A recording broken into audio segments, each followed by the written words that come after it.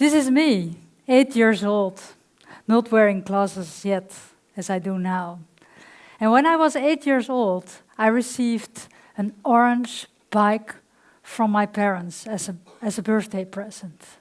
And that's when my journey started, discovering the world, discovering every street, every alley, every square in the little village where I was living. But I was also triggered by this shining briefcase my father used to do business every day. To me, this was a token of success, power, and wealth. And at that time, I developed a dream. I developed a desire to become a successful businesswoman when I would be grown. And I'm curious, do you have desires and dreams? Raise your hands if you have. Do you want to be successful in the future? Don't be shy, raise your hand again. So, as an education, I studied law, but I never practiced law. I had a lot of benefits having this education at the University of Amsterdam. But during my education as a lawyer, I found that lawyers are facilitating other people's problems, are solving other people's problems. And I had this desire to be more creative. I wanted to create problems myself. So therefore, I decided to become an entrepreneur. I became an entrepreneur in 2001. I became the owner of Doets Reizen, which is a travel organization organizing mostly trips to the USA and Canada, leisure travel. And doing this for all these years, I found a lot of gaps in the market. And it's really a fun business, tourism. You meet a lot of people, like Joey, for instance, in New Mexico. And in 2017, I got awarded with the title Businesswoman of the Year. The success was as I had it envisioned. I had success, I had power, I had wealth. I earned this briefcase, this token of success. But it was a very one-dimensional success, because I was not worried at all about social responsibility. I was not worried at all about the negative impact my travel company was making on our planet. So, how did this change for me? And this was changed by working together with young females. They opened my eyes. I'm very proud that 2 of my alumni are here tonight, Elske and Alina. So welcome to you too. So they opened my eyes. A couple of weeks after I received this award, I founded the Young Lady Business Academy, because this title is a title with a mission. The mission is to help gender equality grow. So I founded the Young Lady Business Academy, which is a non-profit focusing on gender equality for young females. So instead of talking about my own successes, talking about this briefcase, I decided to help other females. Females who are still young and close to their core, not influenced by money or mortgages. And it was my goal to breathe on their promising seeds with all their talents and ambitions. Was my goal to get that to bloom, just as I did myself. Just to inform you, the Academy is accessible for all young females, for all ambitions, for all backgrounds, and all education levels.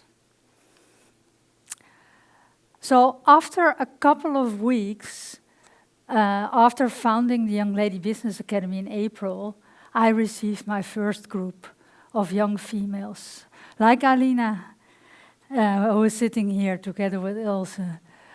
And it made me extremely proud to receive those diverse and ambitious young ladies, but they also made me angry, very angry, because they were not trying to find gaps in the market, just as I did myself, but they were trying to fix holes in society.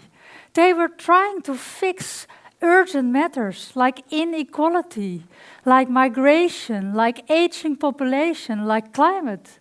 And I told them, you're way too idealistic. It's not realistic. You have to make money first, and then you can make the world a little bit better. Again, I was narrow-minded and not at all worried about making the positive, right impact. And then my perspective on making money changed. Entrepreneurs like me, trying to find gaps in the market, are often producing product which is is produced in low-wage countries, in a polluting way, and it's stimulating overconsumption, and it's harmful for us, but most harmful for our planet. And I met Misha. I met her at my first edition of my Young Lady Business Academy in June 2017. She was 16 at that time. She's 21 years old now. And she is studying business at the University of Nijrode right now. And she has the plan to develop an alternative for palm oil. And again, I was angry at her, saying, you're way too idealistic, and it's not realistic what you want to do. But she explained to me that palm oil is in a lot of products. Food we eat, cookies we eat. And surprisingly, palm oil is also in biokerosene, which planes are trying to use right now, to be a little bit more sensitive about climate. And Misha learned me to look at it differently. She learned me that sensitive ecosystems in Indonesia are harmed by producing traditional palm oil.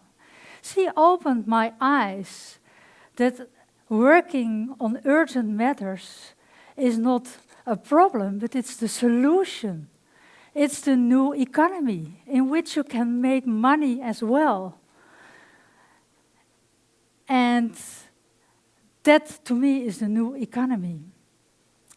So, in 2018, I saw that constant economic growth was not good to solve issues in climate.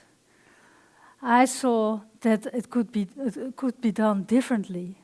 And I was a co-host at BNR frequently. And at BNR News Radio, I was confronted constantly with economic growth indexes, inflation percentages, purchasing indexes, and I must say I was puzzled by it. I was wondering, how does this influence people's well-being? How does this influence equality? How does this influence climate? Where is nature as a stakeholder?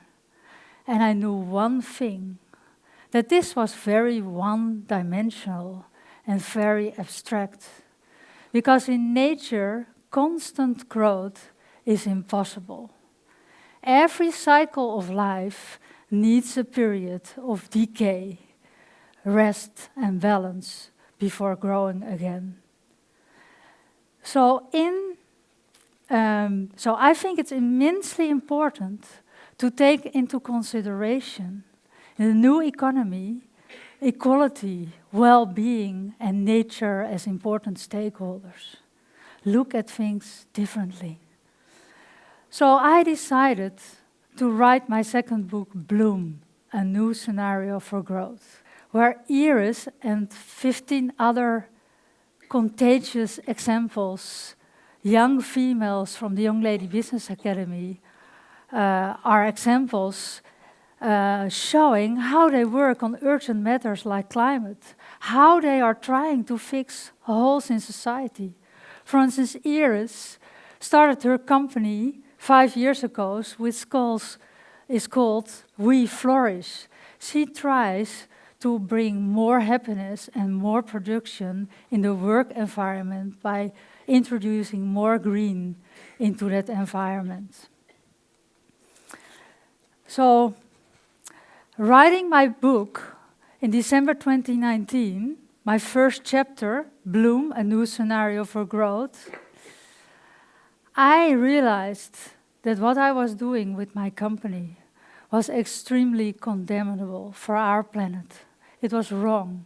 I could not write this book without stopping my company, without stopping my travel company. And COVID-19 stopped my company completely for 2 years. Money-wise, a disaster. So a possible reaction could be hide under the table and cry. But I decided to reinvent and reform my company. Look at possible reasons of this pandemic. Why did this pandemic happen to us? And to my opinion, this pandemic happened to us because of our indulgence in consumption and mobility. And the ecosystem is hitting back as a consequence. So we need to change. And how do we do this? So in my company, I decided to reinvent and reform and make nature an immensely important stakeholder. A very dangerous combination in travel, I must say. And I did this by developing travel with less footprint. So closer destinations, train travel, deep travel, slow travel, carbon calculator, and green kerosene. That's something different than biokerosene. So only I could do this because I learned very valuable lessons from these young ladies. They opened my eyes to be more open-minded. They opened my eyes to try to work together and understand people. People on the street, people in corporate companies, people in politics, scientists, climate activists. Try to work with them. For instance, I do this by working together with scientists who are developing green kerosene. Scientists who are trying to open factories producing this green kerosene. And if I never had founded this Young Lady Business Academy, if I had not won this Businesswoman of the Year award, I would never have talked or worked together with scientists like this.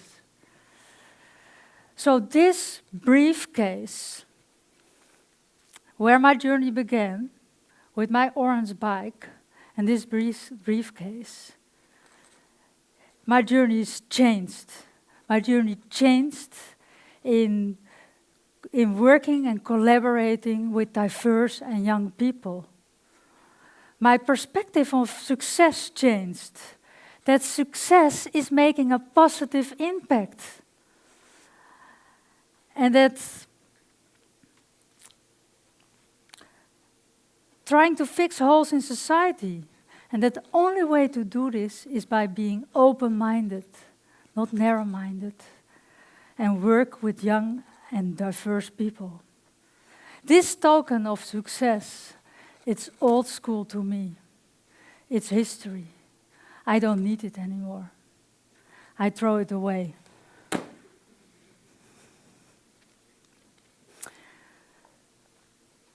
So my wish for you, you have your desires, you have your dreams, but I would really wish for all of you to rethink your definition of success and try to work together, try to collaborate with other stakeholders to solve urgent matters like climate.